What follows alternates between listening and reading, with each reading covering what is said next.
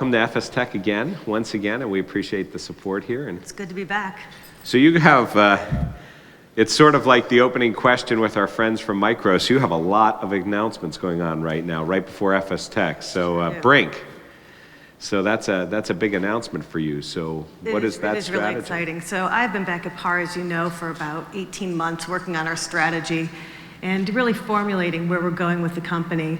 And I spent a lot of time working with our clients and other industry leaders and talking to consultants and trying to determine what PAR does really well. And across the board, our customers talk about our reliability and the great products and solutions that we bring to the market, and how that translates into bringing more innovation.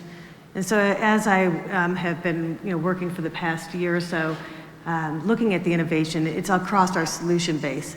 And Brink is the acquisition that we announced last Friday, and they have a terrific platform that allows PAR to bring our total solutions, the hardware, the Brink software, and our services to parts of the restaurant market where we haven't been competing. And so we're incredibly excited. So it's going to add a new dimension to go ahead and to the hardware platform that you already have to actually bring a single total solution? Yeah, the Brink software is a POS platform designed to be hosted and with loyalty at its core. So it integrates loyalty and mobility, and that ties into our whole mobility strategy with with our mobile platforms and our traditional POS platforms. Yeah, now bringing up mobility. So I think this morning I might have gotten a press release about new mobility platforms. That's right. And that was this morning, right? That is, yeah. Yeah, so at Starbucks at 6 a.m. this morning, I got that. Yeah, so sorry, do you want to just sort of, no, that's quite all right. Gave me something to read. So mobility in the food service market, it's obviously very important in the marketplace, it's very important to PAR. How do you see it's going to change the guest interaction? Why is it important to the industry? Why was it important to PAR to invest in that particular area? Yeah, I'm glad that you're asking. So this morning we announced our Tablet 10. It is the next version of the Tablet 10-inch that followed on our mobility family. Earlier this year we announced our Tablet 8. So we're looking at the industry, and I've often wondered where the tablet's going to fit. We sell predominantly into quick serve and fast casual, and again, our customers are looking for different ways to get to the customer. They're looking, I think, I forgot the guy's name with the orange glasses and the orange tie, but he was talking about getting to the customer, marketing to the customer and bringing it back, and that's what they're trying to do. So looking at the tablet, we looked at how we would design a platform, and it wasn't about going out and white labeling a device that met certain needs. It was looking at the needs of the industry and how PAR could bring our reliability and quality to design a platform. And we partnered with Intel and another company out of Finland to design a platform that is rugged and it has a long battery life. It can work outside. It's lightweight. It will last for a whole crew period instead of 4 to 6 hours. So it was really important that we brought that kind of a tablet to the marketplace to meet the demands of our customers.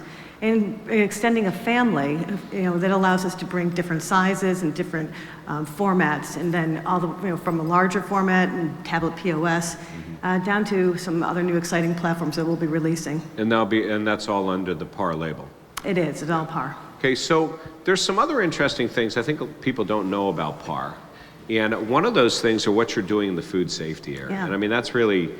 First of all, it's unusual, it's different. We don't see a lot of food safety here at FSTEC, and right. and even at the larger general industry shows, there actually isn't that much food safety there. So do you want to just sort of talk about food safety, where you see your role in that? Why'd you get into that? Sure.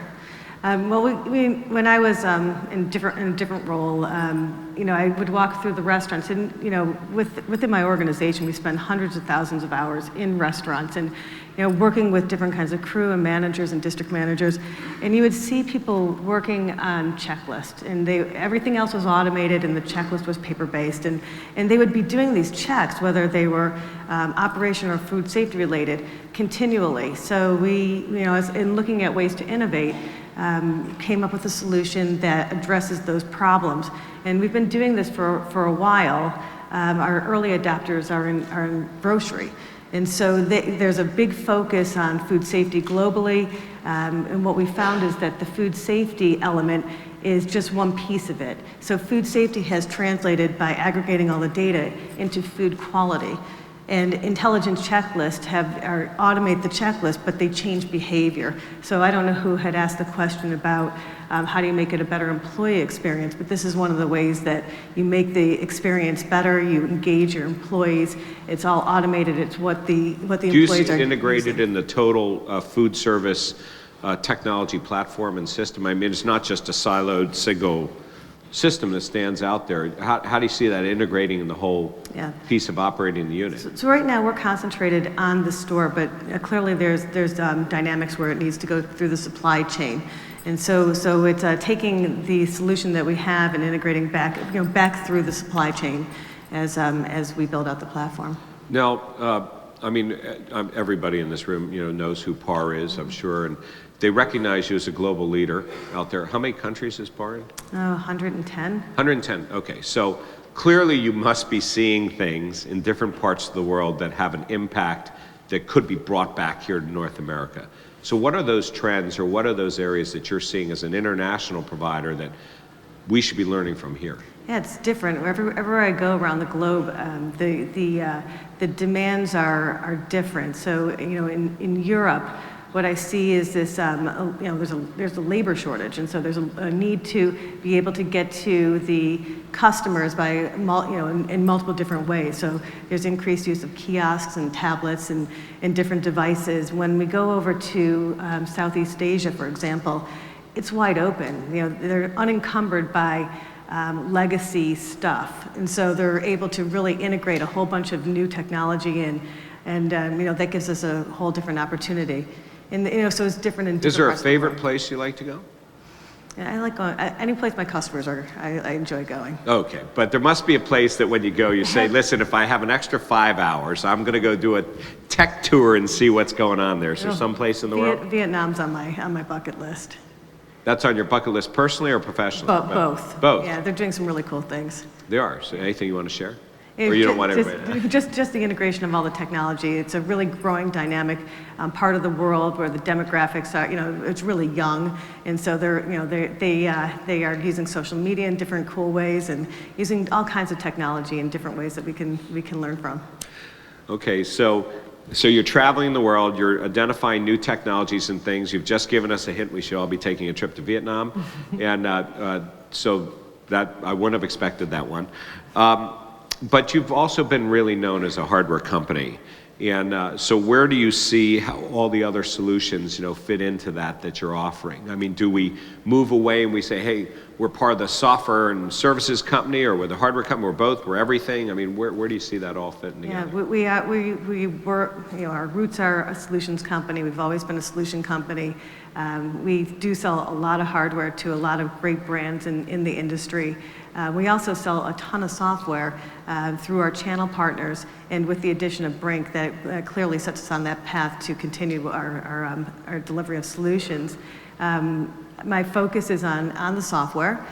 Brink, as a hosted solution, provides me with a lot of SaaS revenue, as does our SureCheck platform, the intelligent checklist platform. So we're going to be investing a lot in our solutions, and not excluding our services. Our infrastructure and services is very strong. We're well known for having a great service organization, and it demonstrates our care, the care we have for our customers. I think that's what we're really known for. And do you see all of these pieces really coming together and being integrated in a single solution for those that want the single solution? I mean, SureCheck to Brink, to the hardware, to the services, do they all come together? They do come together in a way. Brink is our North America platform. Pixel is our global platform outside the U.S. SureCheck has its own niche. We do see an uptick in the adoption in the restaurant industry. It's very strong in grocery, as I mentioned, and then colleges and universities. And so we're seeing, it's a horizontal platform that's providing us with new markets and to serve.